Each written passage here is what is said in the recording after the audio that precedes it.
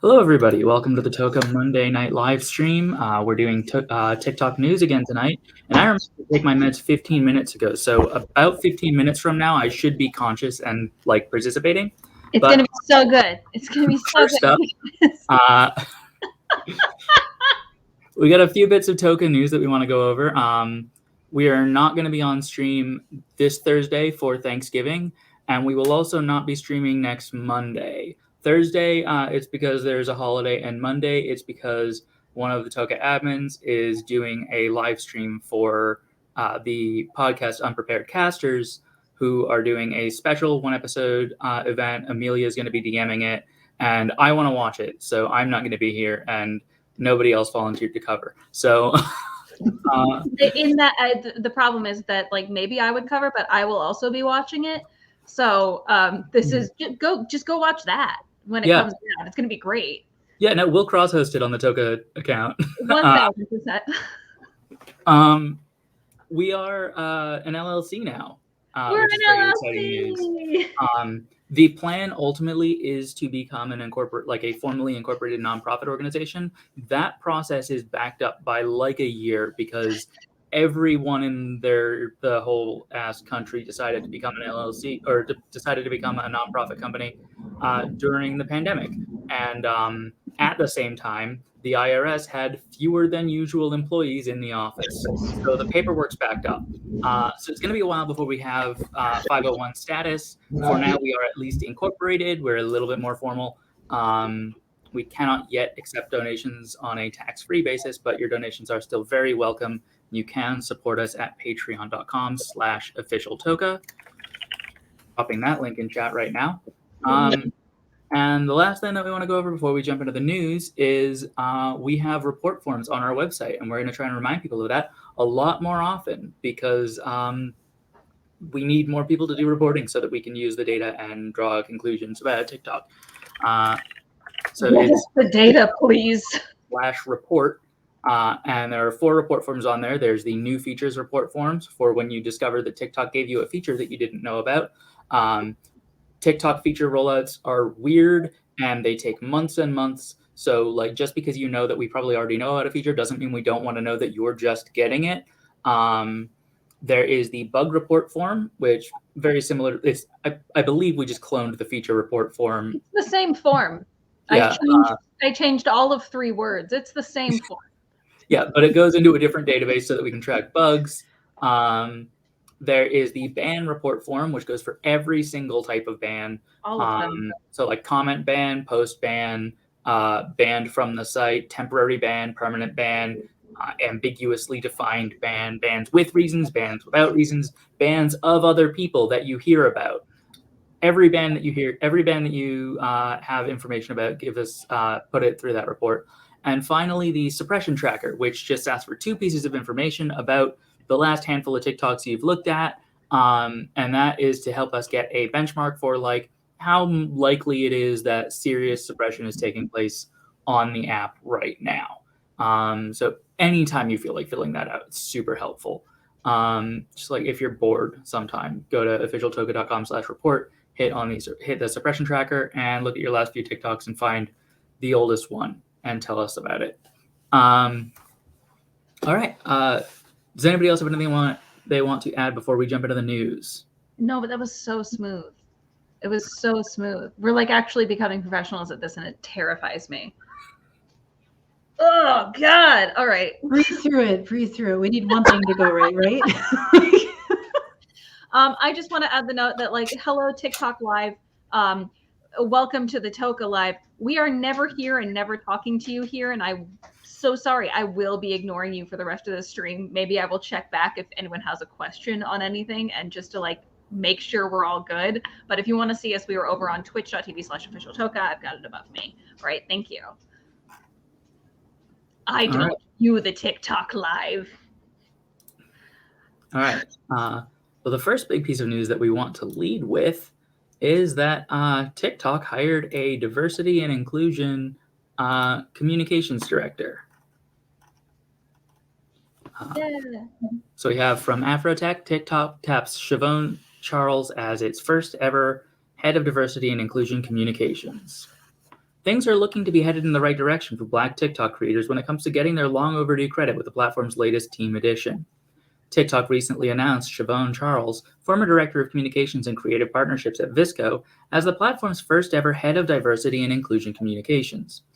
According to Adweek, the multi-hyphenate creative will lead diversity and inclusion communications globally, overseeing the video creation platform's multicultural campaigns in collaboration with media and diverse creators.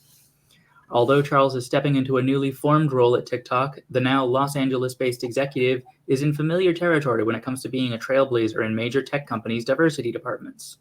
While at Visco, she led strategic brand partnerships and product campaigns across key consumer interest verticals: youth culture, community, diversity inclusion, entertainment, and fashion, according to the outlet. Prior to that role, Charles was the first head of global music and youth culture communications at Instagram. Charles' resume also lists Twitter, where she became the first head of global music and culture communications. Her time at the social media giant is where she helped found Blackbird, a business resource group for Black employees and allies. If you know me, you know just how dedicated I am to championing and elevating diverse voices, Charles wrote in an Instagram post. Throughout every step of my career, it has been my personal mission to create more access and equity for people of color and underrepresented creators.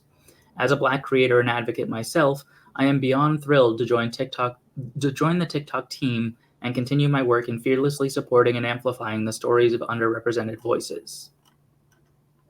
Along with her pioneering work throughout her career, Charles is also the founder of Future of Creatives and Magic in Her Melanin, which both aim to amplify women of color and other underrepresented creators. All right, Cecilia, you were doing some Googling about where this actually sits in TikTok's corporate structure. Do you want to tell us about that? Yeah, so because she is the head of diversity and inclusion in communications, I mean, she's going to be under whoever the communications director is.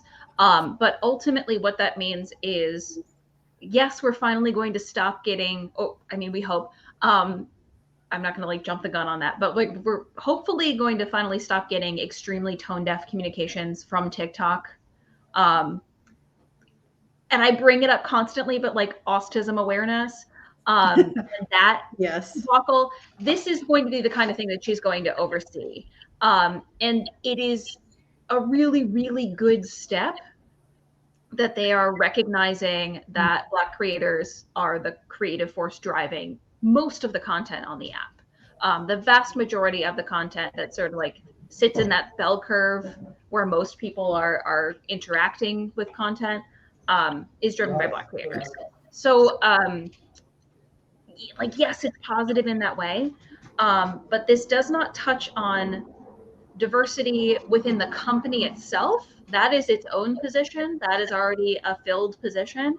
And this doesn't touch on how they are addressing potential bias within the algorithm, because that would be its own position that's sort of looking at all of the work of the UX and the UI designers at TikTok. I could not figure out if that is a position that they have, if that is a position that's been filled, or if that is something they haven't even necessarily put into place at all. And it may also be that is something that they're trying to fill at the same time they're trying to fill this role. Hopefully this is part of a larger push within the company to change company culture and to add infrastructural systems that will address some of their chronic problems with representation and with treatment of marginalized groups. And I see this as a very, very good sign, because so many companies just appoint one head of diversity, equity, inclusion, and it's their job to manage everything, which is an impossible job. And it doesn't make sense. And that's not how this works. It needs to be something that is put in place in every single department and every single aspect. So this bodes well. I don't want to get ahead of myself, but this does bode well. You're totally right. Yeah. I would expect in the next 6 to 12 months to see a couple more positions that are probably very, very similar to this, if not underlings of this type of position. Because so she's going to get started on this. And like you just mentioned, there's going to be a lot on her plate. And then from that point, she's going to realize what we need to do from here. And then it's going to take time for that, bureaucratically speaking, to get through the company. So I am incredibly impressed with this. And I hope they actually give her all the tools that she needs to get this done. That's because that was the thing I wanted to bring up is I really hope that her work does not get kneecapped by a company not willing to work with her. You know, that's the hardest part. Oh, yeah. And when we talk about like, the things that this is versus the things that it isn't, and the things that we hope that it can be, we're not trying to be cynical about this. This is a good sign. We just want to make sure that like we're being clear about which good sign this is and what other good signs we are also hoping come up. I'm also excited by the fact that she has worked so heavily within the music industry because, and like within the music industry in social media in particular, because that is what TikTok is so good at doing. That it's going to be, I get, oh my God, I'm sorry, my dogs are barking. It's going to be a really, really,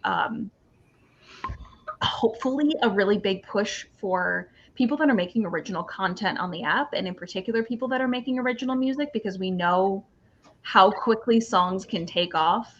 I'm really excited to see what she does in that regard. And this is a complete non sequitur, but I do want to just pull up Michael, happy birthday. Happy birthday. Congratulations on orbiting the sun. You did it. It's a victory. Yeah, I mean, not everybody did this year. No, it's true. Thanks for making it morbid.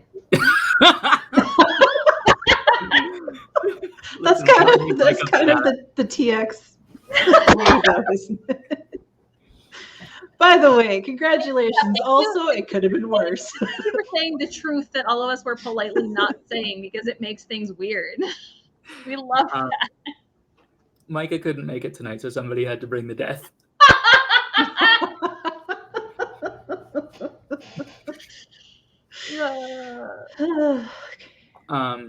But yeah, one of the other things I wanted to say is that this, some of the things that I'm hoping to see this represent movement towards like better handling of is for Black creators to have less of a disproportionately hard time getting verified than white creators, and for creators of color to stop getting ghosted by their TikTok contacts.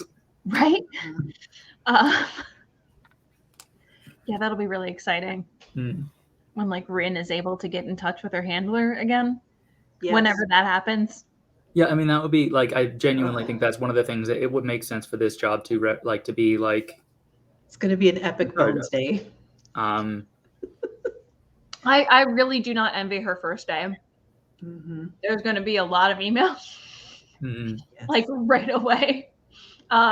She has so much work to do, but like she has a track record of doing really well. So like, genuinely, this is actually kind of exciting. This is this is great news. Yeah, none of my concerns are with her. It's all with how is the company going to integrate her needs into the company. I hope they're open to hearing the criticism that I'm sure she will have.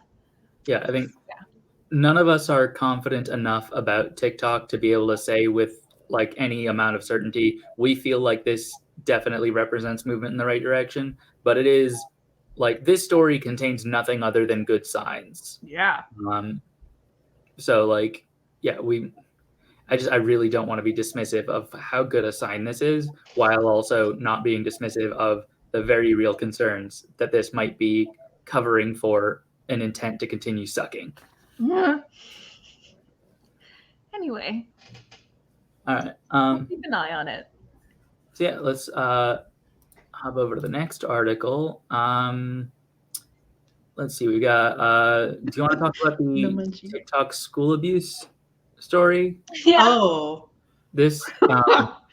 So we got questions about this one. I haven't read through this one yet, but it is the BBC, so I think we can trust the language to be perhaps inappropriately cautious and guarded. Okay. Love that. Let's see. Where is?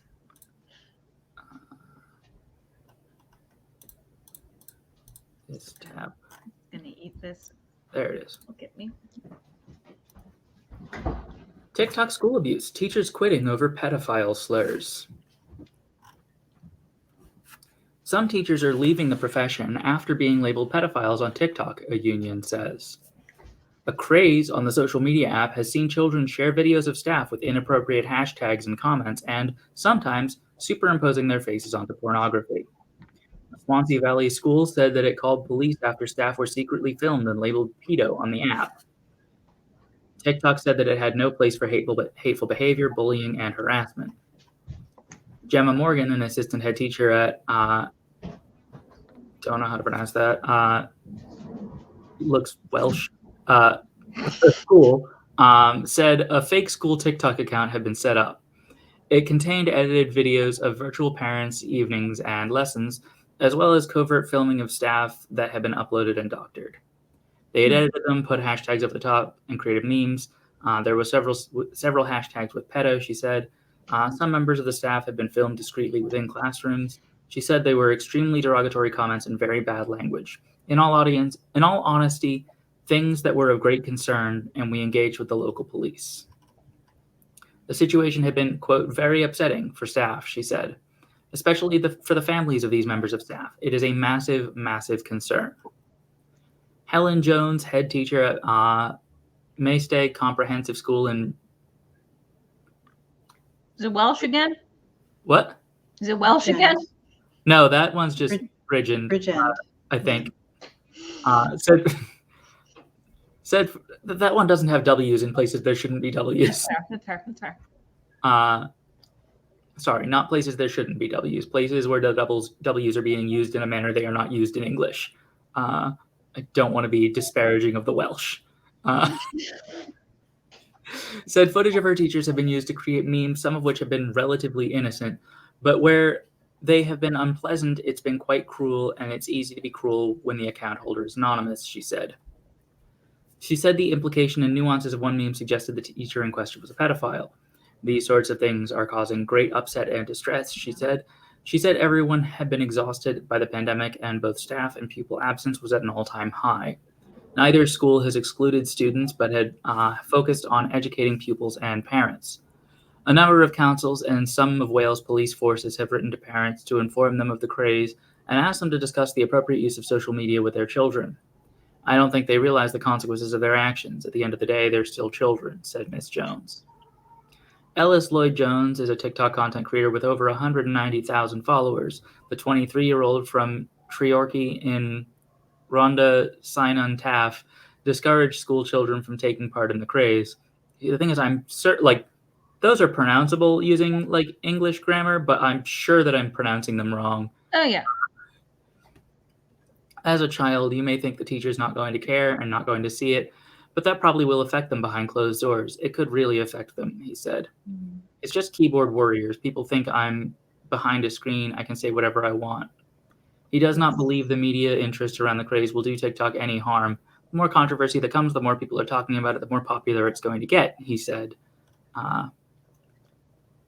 NASWIT's National Offices for Wales, Neil Butler, said the craze was having a huge detrimental impact on the well-being of teachers in schools across the UK. We have examples of teachers going off on sick, on stress. We have examples of teachers leaving the profession, which of course is the greatest worry. We can't afford to lose experienced teachers from the classroom, he said. It's the last straw, really. It was bad enough when they had to go through during the pandemic, and now they're having to face this. He said he had seen one post encouraging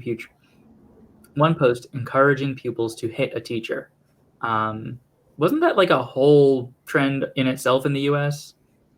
I was going to say, in the U.S. it's not the same as elsewhere in the world, but yes, definitely. That and destroying school property. Yeah. I've had a couple of my teachers for clicks. We knew. Yeah, that too. Yeah. The Blix trend. Then right after that was the trend, the smack a teacher trend. Stealing soap dispensers, especially. Did I miss that one? Apparently. I think TikTok understands that I'm going into education and is trying to insulate me and keep me safe and keep me from reconsidering that choice altogether. Yeah, no, some kids got arrested for assault from that one. Yep. What the fuck? I think we understand where the rest of this article Yeah. Jesus There does Christ. not appear to be any consideration in the article for the possibility that any of these teachers are being accurately accused of mistreating students. The-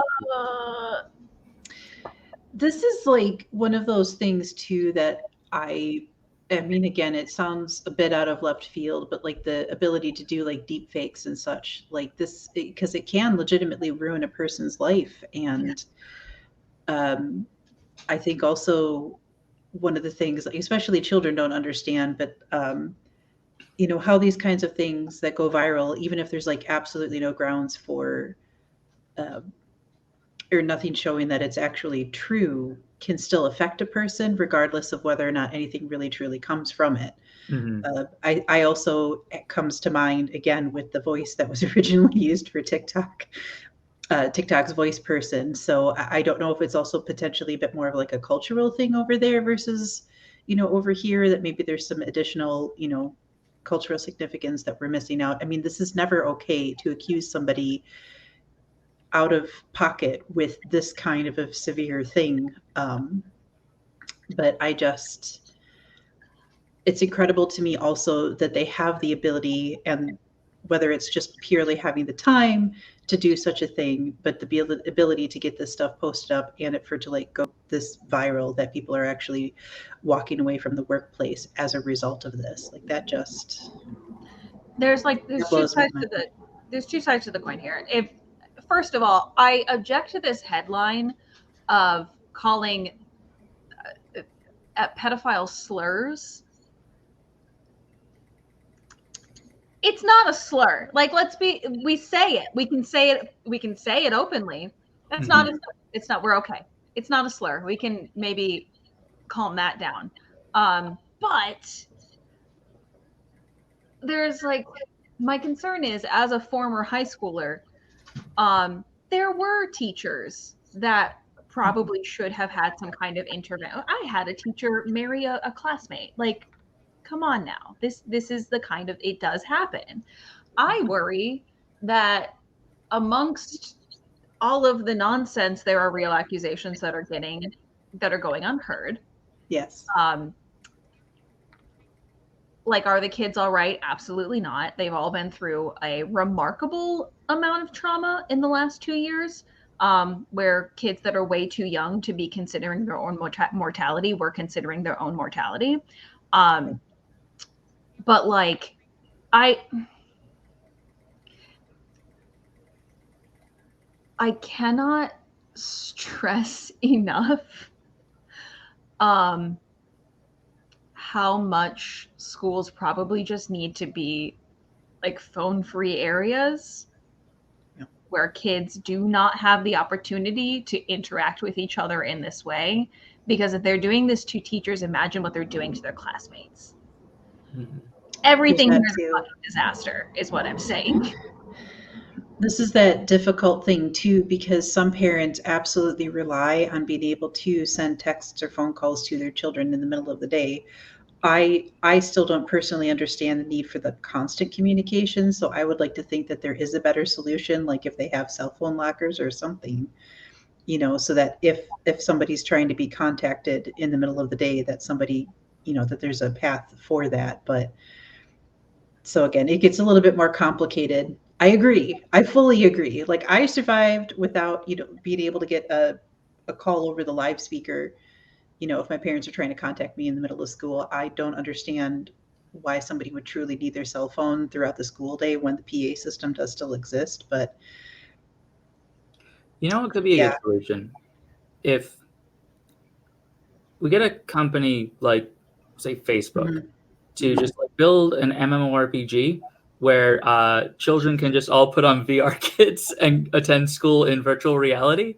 That way the teacher can have an avatar and the student can't film the actual teacher. I mean, we've already kind of done the test run of that. Exactly where you live. I have your address on file so I can send you things, and I am going to rent a car and drive to your apartment and beat you up over that shit.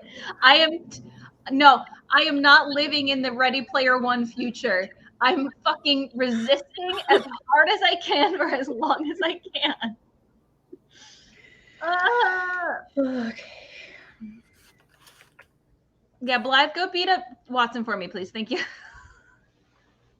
You're closer. Okay, no, but counterpoint.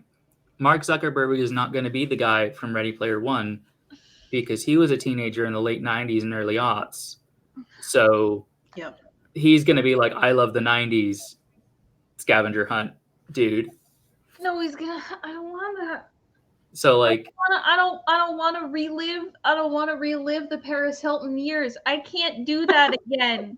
in order So low. In order to just like take control of meta by like a golden ticket, you're not going to need to know how to beat Pac-Man like in one try without losing any lives. You're going to need to be able to do that with Crash Bandicoot. I hate everything about what you've outlined here. I really hate the energy we've created in the studio this evening. And I'm uncomfortable because I feel like I'm almost too old for that reference. Anyway, I just want to address this. Blythe, can you beat me up? Like, can I I? know that I am not a strong person, but neither are you. Like, Okay. go beat up is one thing, but like successfully beat up, like, not to a pulp, just like, it's just like lightly beaten. Like, hey. So did I. So did I. Neither of us are like, well, now. This is why I have to do it, because I know I at least have a height advantage. Oh my god. Like, that's a height advantage too. I just feel like I don't know. I know that I severely overestimate my abilities to fight somebody, because I am constantly threatening it. That being said, I've seen so many in my life that I feel like I know what to do. I mean, having grown up with an extremely violent older brother, I don't know that I can beat any given person in a fight. I do know that I will, like, not end a fight just because I'm losing for far longer than most people are comfortable with. It's true. It's true. That is younger sibling energy. Bob and weave. Oh my god.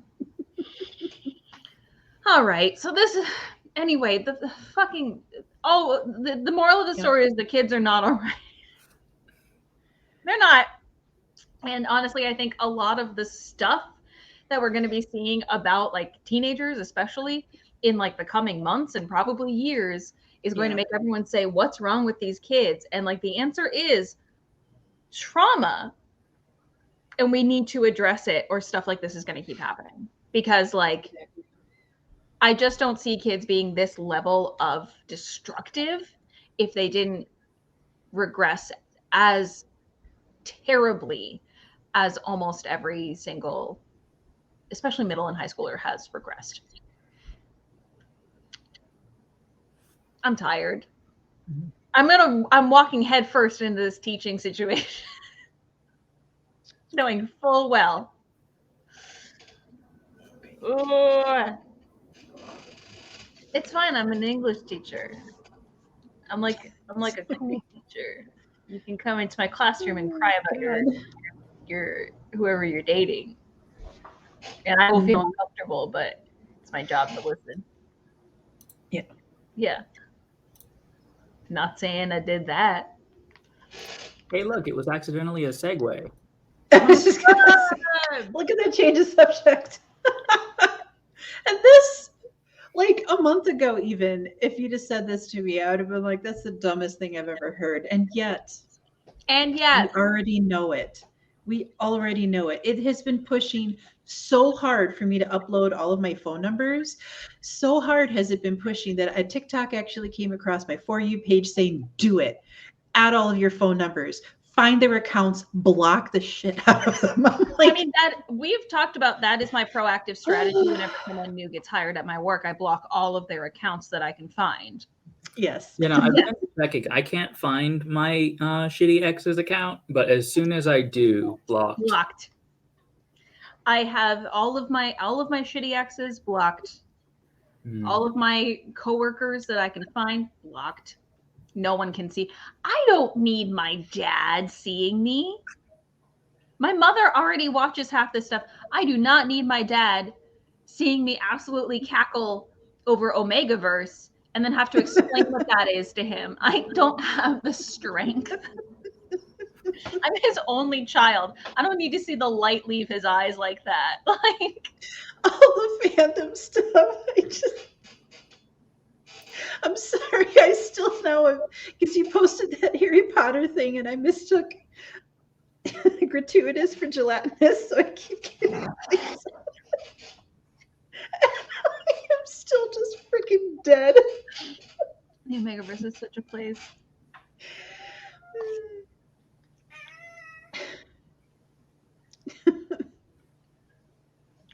What the fuck? I'm so tired. All right. So anyway. All right. Let's get into the required article. Let's get into TikTok being like, yeah, sure, we'll be Facebook next. That didn't go wrong. Yeah, right. The email hit staff inboxes on a Tuesday in early November. With it came a significant change to ByteDance, the Chinese company behind the hit app TikTok and its domestic counterpart Douyin. An organization famous for its flat hierarchy, any employee, regardless of their standing, has long been able to direct message the founder Zhang Yiming on Lark, ByteDance's version of Slack, was starting to build silos and more formal structures for its business. 6 new units, it was announced, were being established within ByteDance, covering the Chinese and international versions of its short-form video apps, an online learning arm, Lark, its workspace collaboration tool, Newverse, its game development unit, and Byte Plus, a business-to-business enterprise unit selling white-labeled versions of ByteDance's proprietary algorithms. Until the reorganization, individual units sat in a hodgepodge business structure with confused lines of reporting. That explains a lot. The question ByteDance employees who received the email may have asked is why the restructuring is happening and why now? The company is expected to post healthy revenue growth of 60% this year, despite a challenging year of regulatory intervention at home and abroad. TikTok recently crossed 1 billion users outside China, and the company continues to ride high. Now, I don't know if they're going to come to a better point later, but I feel like TikTok is trying to be Facebook, might be a bit of a leap from TikTok has taken one step to make communication remotely organized. Instead of being like, yeah, you can just message the founder, fucking whatever. Like, don't get me wrong, I am extremely pro non-hierarchical organizing. It does not produce multi-billion-dollar international companies. Mm-hmm. You just at him in the team channel. That would be an absolute fucking nightmare. Can you imagine accidentally doing it? I couldn't at the president of where I work if I tried. Anyway. See, that seems like an oversight. It feels like an oversight. It feels like they're trying to make it like, oh, it was just like really open. It feels like someone fucked up and then didn't fix it and they just rolled with it. They told him, oh, actually, this is like no big deal. This is actually good for us. Thank no. You, yeah. I'm reminded of that ping from that movie with the Discord gif. Anyway. All right. Only those who steered the company's new direction have the precise answer, but perhaps the reasons can be found in ByteDance's ambitions to be known for more than its video sharing services. It wants to be as irreplaceable to internet users in the future as Facebook has become now. That sentence. How long it's been since I logged into the new Facebook. Yeah. A, you know how long it's been since I logged in to Facebook? B, that is not the same as I want to be the new Facebook. It's just I want to occupy the same cultural space that Facebook once occupied, which, to be fair, it already does. I mean, it's not even exactly that. It's I want to also be one of the most important companies on the internet. Yeah. Yes. That's what I was about to say too, because that's what it feels like more. It wants to be like a household name, not truly occupy. Yeah, I see TikTok everywhere now. It's like, oh hey, you want to find an accountant? There was a billboard in Times Square that I had to look at with my own 2 eyeballs while I was drunk and trying to get home. Like, people know what TikTok is. Yes. I saw it with my own 2 eyes, and then I tripped and I fell a little bit, and then I got on the train. Oh yeah, that's an exciting prospect. Imagine using TikTok for authentication on third-party sites. I would vomit. Do you know how No. insecure their shit probably is? Yes. I don't trust it with anything. It can't even change my phone number. You know, I looked the other day and I thought I had changed my phone number. It's still the same phone number that no longer exists. Nope. I'm so mad.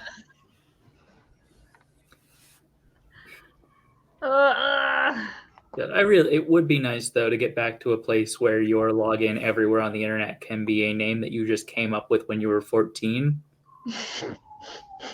because you needed a username. Like, would love to get back to the pre-true names internet.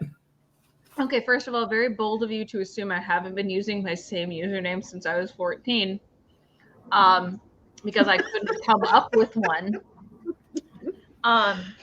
So we would have to go earlier. That's pre-14, and unfortunately, those are all Lord of the Rings themed, and I don't know that I can do that.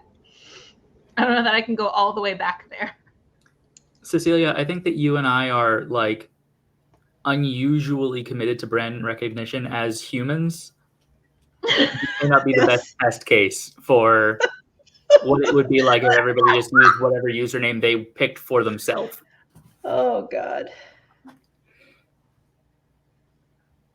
That also makes me feel like extra boring because other than Argot, the only other name that I am known for on the internet is an abbreviation of my actual first name. So it's like that's it. Yeah, like Argot, I know that you have a name that is not your username. Yeah. I don't know it. Yeah. To be fair, a lot of my like TTRPG friends, I don't actually know their real names, and the ones that I know their real names, I don't call them that. Even it's like calling your parents by their first name. You don't do it. You know it. You don't do it. Okay, and like I am so sorry, but I started reading the paragraph. I think I skipped one, but the TikTok is just one part of ByteDance and all that stuff. Like I need to know where the rest of that paragraph goes. Yeah. Oh yeah. TikTok is just one part of ByteDance, and while it has potential, it is not currently contributing much in terms of revenue, says one former ByteDance employee who left the company earlier this year and asked for anonymity because of non-disclosure agreements. Instead, ByteDance has a loftier goal to simultaneously build up TikTok's revenue-generating capabilities while using its success in Western markets as a launchpad for its broader suite of apps and services.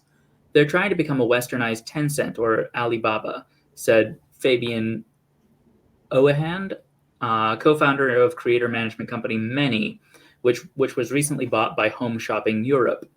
Though Many and Oehand's other company, UpLab, through Many and Oehand's other company, UpLab, he has worked extensively with TikTok and Douyin, the Chinese version of the app.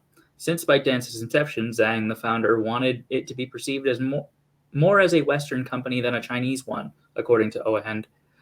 And while most of their investments and reorganizations remain based in China, Oehand believes the bigger plan is to go global. A ByteDance spokesperson said the company is constantly looking to develop new and innovative offerings that follow the company's ethos.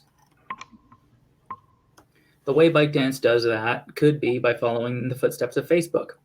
A lot of speculation. Yeah. The headline of this article. Yeah. Like, Wired, come on, you're better than this. After establishing a key base through its core app in the early 2000s, the tech giant, now called Meta, expanded its ecosystem through acquisitions of WhatsApp and Instagram, as well as by becoming a single sign-in source for other services. It insinuated itself into all aspects of users' lives online. ByteDance's overseas layout is not only limited to the short video industry, but also includes some upstream news and music platforms, says Ashley Dudoranak, a China marketing expert and founder of digital marketing agencies Ulrich and Chozan. ByteDance has great ambitions for the overseas markets, and its competition with Facebook has become more apparent. I'm so sorry for giggling too, but that advertisement for the Tremfya was sending me off. Just breaking free from the glass shards. Look at his face. I'm Break so free. sorry. Okay. But yeah, this is. I like the information that they're talking about, but again, so much of it is so speculative, It's just so high in speculation that I'm actually kind of mad that they even put this out.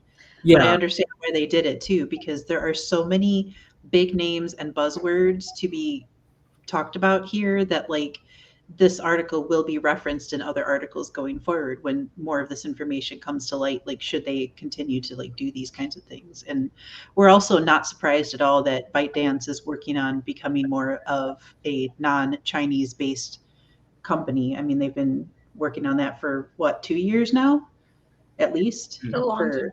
It's been a long time.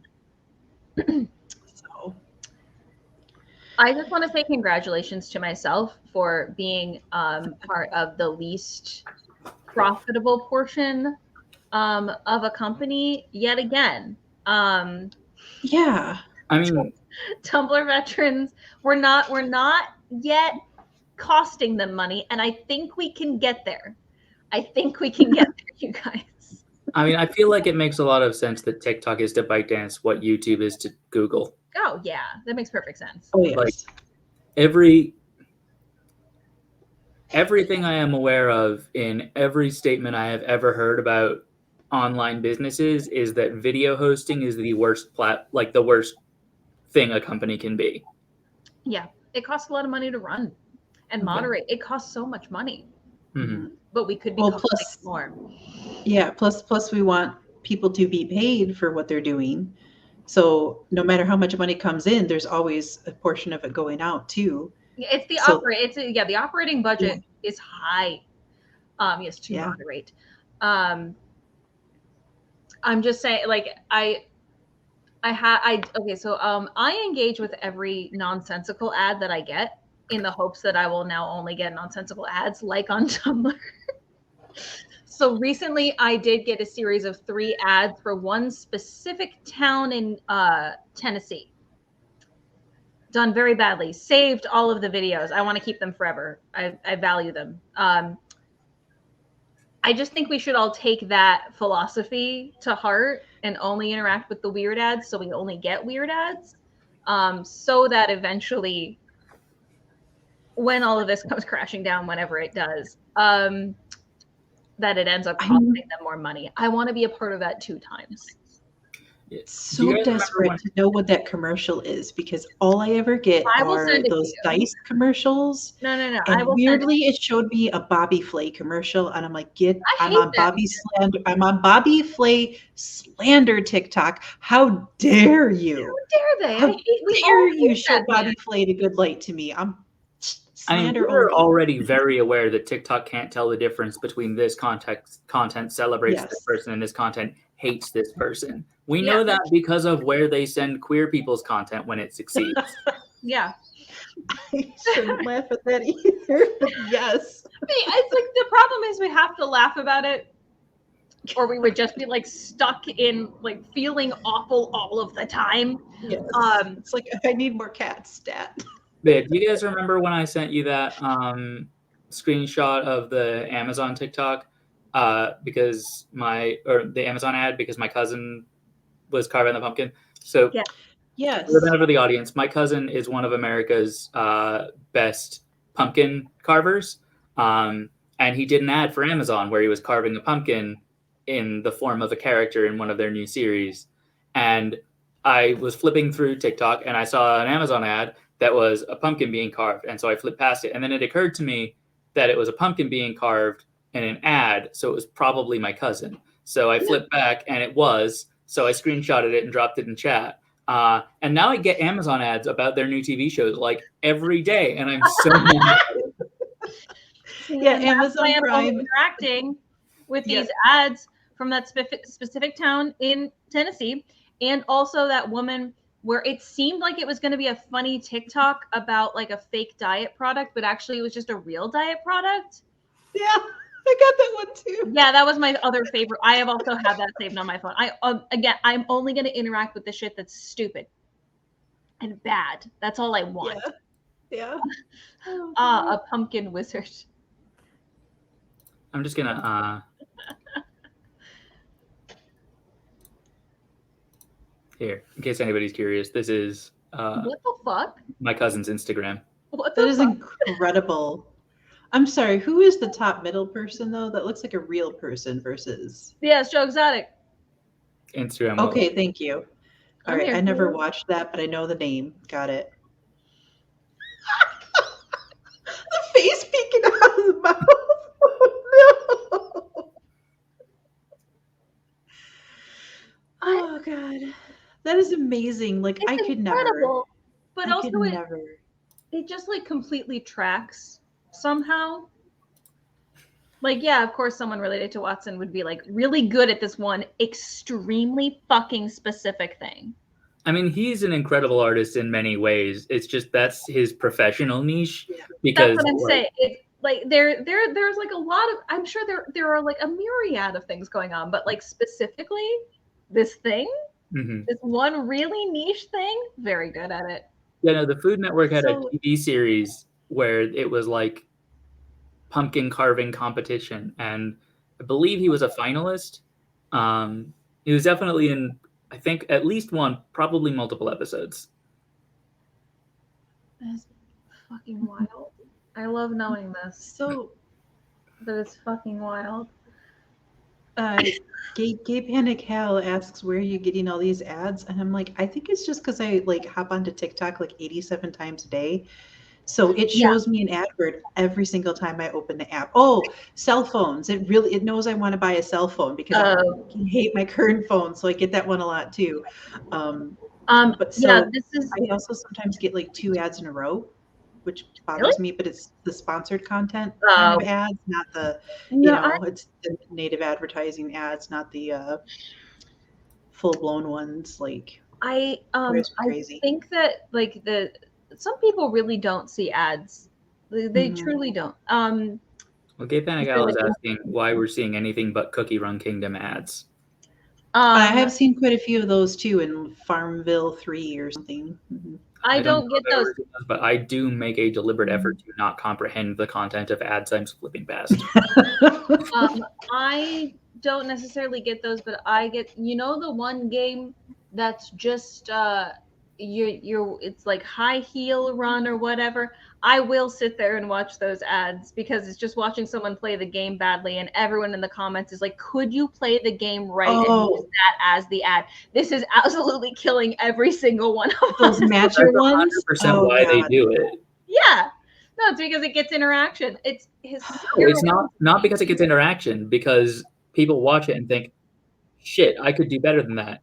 I really need to see this game being played better than that. Then they go and get the game to play it so that they can do better than the ad did.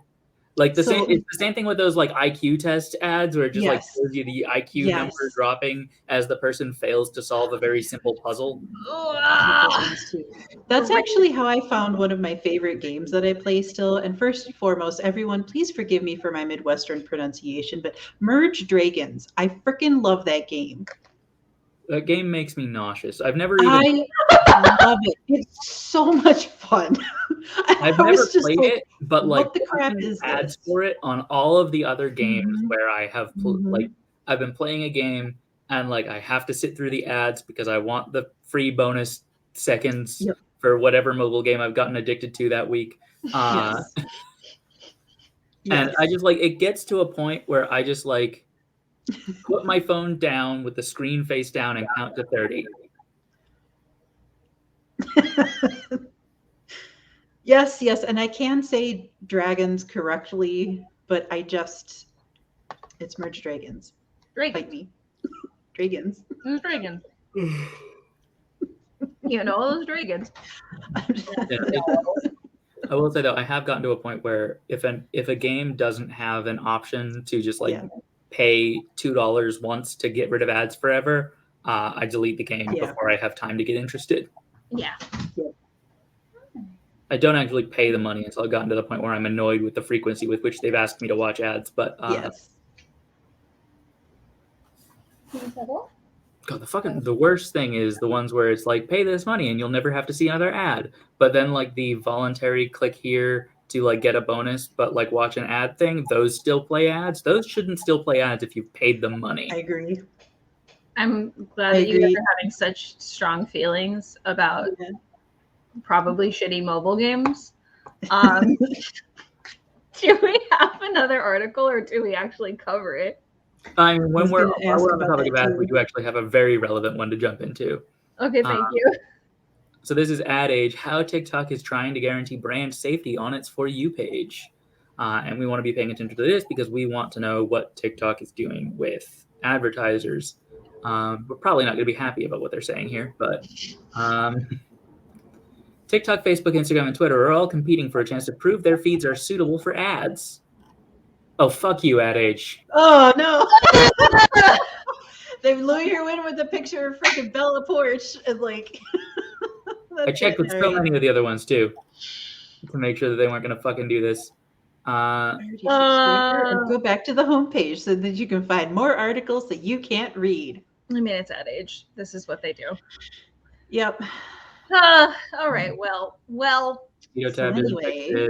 Let's see. Oh, perhaps it's in an Ad Age subscription. It could maybe be time. Can I just delete this element? No, if I delete the wrapper element, it deletes the entire page. Ad Age knows what they're doing. Yes. No, it's a shame that I figured out how to make that stop working. I still remember the days of like, oh, paywall, let me just like put that in an incognito window and it's fixed. Like, they're like, nope, none of that. Oh, the good old days. Yes. Anyway, TikTok is doing something to try and make sure that they're and we're not always up to something. Is it good? Is it bad? Is it somewhere in between? TikTok's doing something. And we're not going to fucking pay Ad Age to find out what. It may actually be time for us as an organization to like pay for a subscription to Ad Age. It might be worth our while. We definitely should. I guess. I feel like don't we have so, one? If you want to help Toka sign up for news subscriptions so that we can stay better in the loop about what kind of things TikTok is doing that are being reported on in trade publications with paywalls, you can support us on Patreon. I just dropped that link in chat. We've got 3 support tiers for people making less than a living wage, people making a living wage, and people making more than double a living wage. They all do the same thing. They are just support. None of them come with like benefits or anything. It's just a huge help for us as an organization. I'm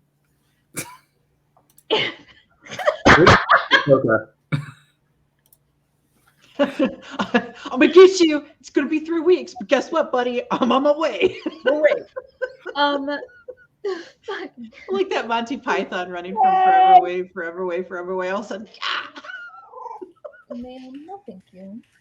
I've just dropped the name of the article in chat. Oh my god. If you want Toka to not hit a paywall. I just can't stand it. Let me see the news. Oh, thank you. That's one of those things too. I am sorry for just like completely off the wall, but if you're getting your information from places that only exclusively do not have paywalls, I suggest that you question it too. Unless it's someplace like BBC, right? Because I was having one of those conversations where somebody comes up to me and says, "Can you believe what I just read?" And I'm like, "Let me see." Oh, that feels we found that on a place called newsweasel.com. I'm just going to throw everything you said to me directly into the trash. Do not pass go. Do not collect $200. Like, just take 2 seconds. Take 2 seconds. I mean, reputable and charges money to access the news are not equivalent. Yes. News weasel. Yeah, but it was just like, okay, if you find a name like that and you cannot match that information to any other reputable news source, no, paywall or no, take a minute. Yes, it would be. Yes, it would. Yes, it would be. Someone get on that TikTok account right now. I can't. I think it was actually the legitimate name of that website though too. So like I'm not like just like completely being clever. Like it's just New Weasel. did have weasel in it. Can we get a puppeteer to make a News Weasel puppet and then use that News Weasel puppet to fill in for the Pocket Report and Under the Desk News so that they can take vacations? Yes. Here's the thing. As someone who has built puppets, I can take this on as a passion project. Cecilia. Yeah. Yay. Will you die if you take on another passion project? Yeah, maybe. Let's fucking find out. News org. Yes. Merry Christmas. Do you already have an orc puppet or puppet moniker? What? Oh. I mean, I have a Muppet already, first of all, in my closet. He lives there. He wears a Hawaiian shirt, and I love him. But I did build all of the puppets for a production of Little Shop. All of those Audreys were mine. My sweet children. All right, so this is just a standing message out to Under the Desk News, the Pocket Report, and any other TikTok news casters who we like. If you want somebody to fill in while you take a vacation, hit up Cecilia and we'll get the News Weasel on it. I will make a puppet. I will make a puppet so good. It'll be so good. Which now includes LA Times. Oh my God, I know. You know, I thought that was so amazing. Under the Desk News is like talking and they're like LA Times comments and I go, and then they're like, hey, by the way, I'm launching their TikTok. And I went, oh, wild. That is incredible. Like everybody should do that. Yeah. Why don't they? There are so many people reporting the news on TikTok that are very, very good at what they do. Mm-hmm. Yes. Other than, of course, the walk already have a puppet that has multiple plastic sewing machine. I can guess why major reputable organizations haven't hired the Pocket Report, but I don't know that I've actually seen that, so I will have to look that one up too. But definitely the best newscaster on TikTok. It's fun. No offense, WAPO. Please no, WAPO. Please no offense. Please know that we mean absolutely no offense, WAPO. Yeah. We have a relationship with you now. You know who we are. Please. We should get a T-shirt that just says "I love Dave," just to have, just in case. Sadie, why are you, ma'am? Wait, Dave, in which context now? Because I watch too much TikTok and WAPO Dave, your ADHD person. No, WAPO. So we should rename ADHD to Dave. No, WAPO Dave. Okay, WAPO Dave. Okay, all right, great. The thing that I think every time somebody says we should rename ADHD to Dave is that there's the TV channel in England named Dave. Yeah. That like feels appropriate. The other thing that comes up in my brain, because of course, college was a fun time, is that Dave Matthews Band. See, Jimothy's great. Jimothy's so nice. It would evoke Dave Matthews Band in my head. Wait, Cecilia, are you telling me that the real friends call him Dave or real fans call him Dave thing isn't just a community joke? Are you for fucking real right now? Do you not know that like people who are really fucking into Dave Matthews Bands literally just refer, oh yeah, I'm going to go see Dave? No, I didn't know that. Why would I know that? Wow, what a cultural thing about being from upstate New York, where Dave Matthews Band just like hangs out at SPAC for 2 solid weeks every year.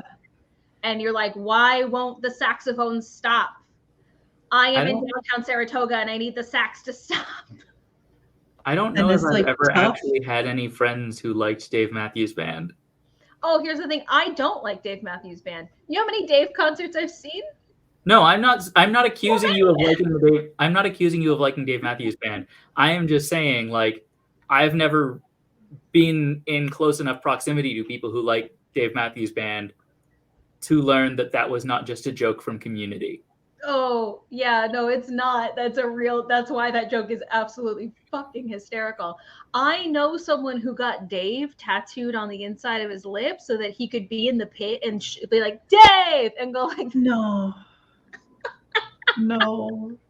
That's so fucking scary. I know.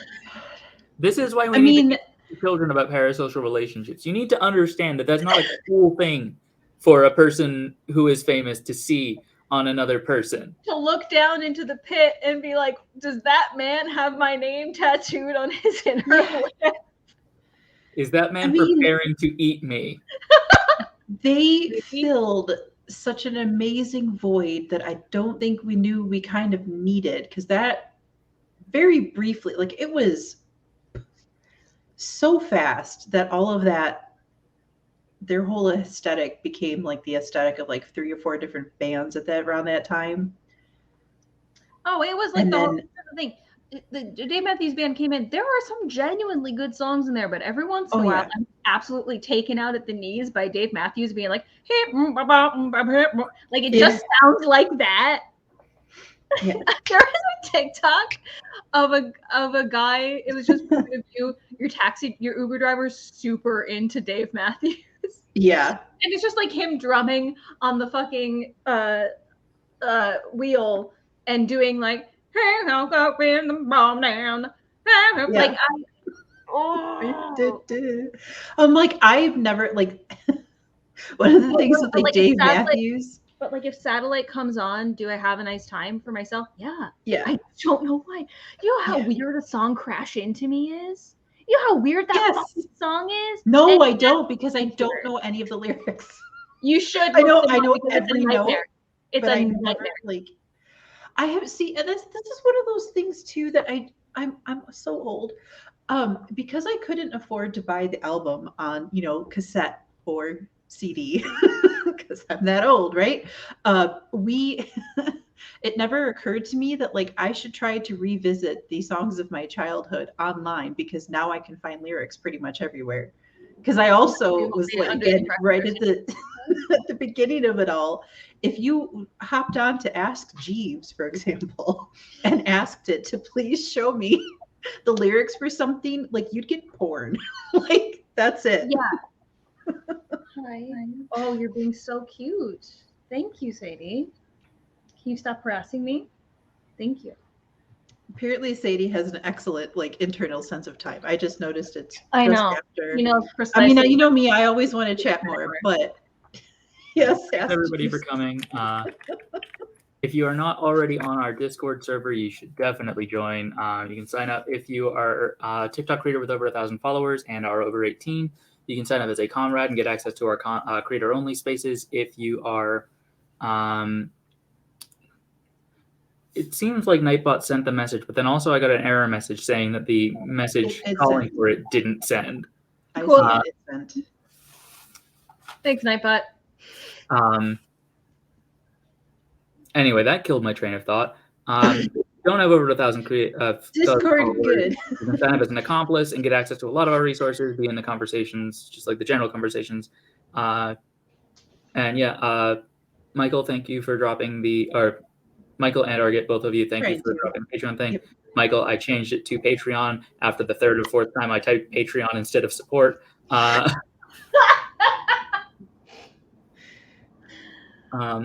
a question here. Question about the Discord. I'm someone who just consumes content at the Discord server, something I can join just to keep up with stuff happening. Yes, it absolutely is. We have a role for people who are not content creators. It's called Accomplice. As long as you're over 18, you can sign up and join as an accomplice. You get less access to the whole server because there's like creator-only spaces, but you do get access to the announcements, the resources, and the accomplice chat space where you can talk to us, talk to other people about stuff that's going on TikTok. All right, and thanks everybody for coming. Again, we are off this Thursday for Thanksgiving, and also the following Monday for Amelia's DMing the Unprepared Casters one-shot. Also, if you want to be up to date on what's going on in the Unprepared Casters one-shot, watch or listen to Season 3 of Unprepared Casters, podcast by 2 TikTok content creators who make D&D stuff. It's very good, very funny. Amelia's also in that. And we will be cross-hosting that stream to the Toka stream if you want to watch it here for some reason. We will be back the Thursday after next with some kind of game and possibly guests. Thank you all for coming. Have a great night. Bye. Good night.